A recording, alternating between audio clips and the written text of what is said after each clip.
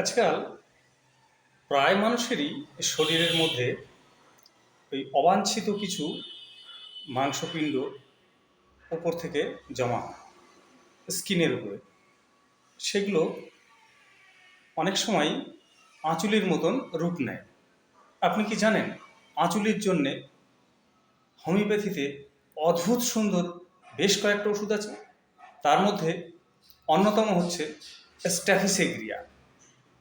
এছাড়াও calcarea carb, calcarea ক্যালসিনেটা আছে, acid nitric, antim crude, সর্বোপরি থুজা।